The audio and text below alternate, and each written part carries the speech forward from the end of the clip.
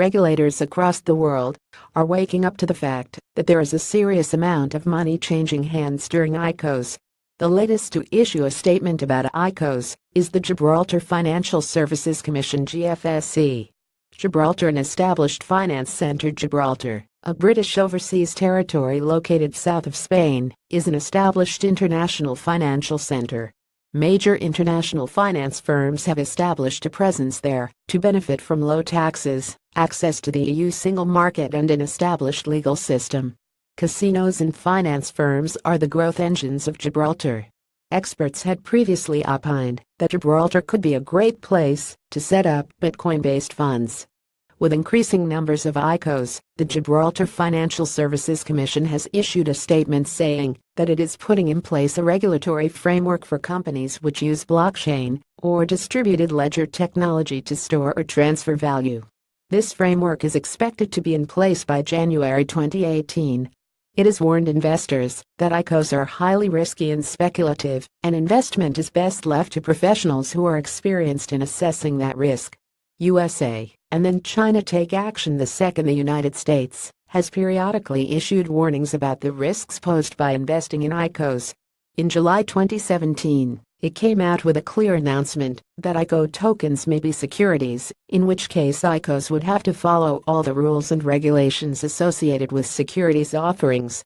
While it did find that the Ethereum DAO indeed constituted a securities offering, it did not file charges and used this as an opportunity to educate the fledgling industry.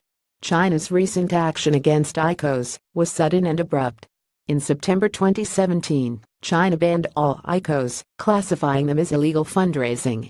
China also asked all organizations and individuals to return money raised through ICOs.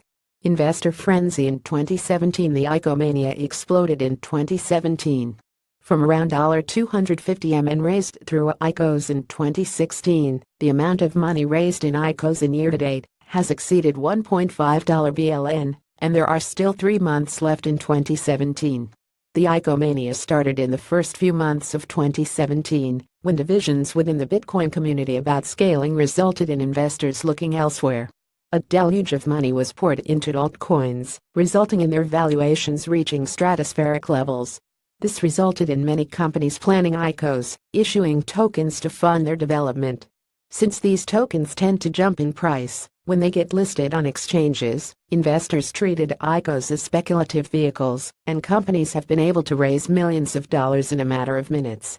Is a balance between over-regulation and free-for-all possible? Before the ICO boom, early-stage companies had few options but to turn to venture capitalists (VCs) to raise funds.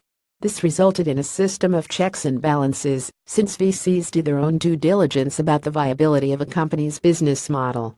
VC involvement also imposed discipline by limiting the way these companies could use the funds raised. With the advent of ICOs, companies have a quicker and easier option to raise money. Unfortunately, any company with a white paper and a half-baked business model has also been able to raise significant sums through ICOs. Hence, regulators have tried to step in before individual investors lose money in fraudulent ICOs. A balance has to be found, where only select investors such as high net worth individuals, the SEC calls them accredited investors, can invest in ICOs. Even then, ICOs should be required to meet basic disclosure requirements.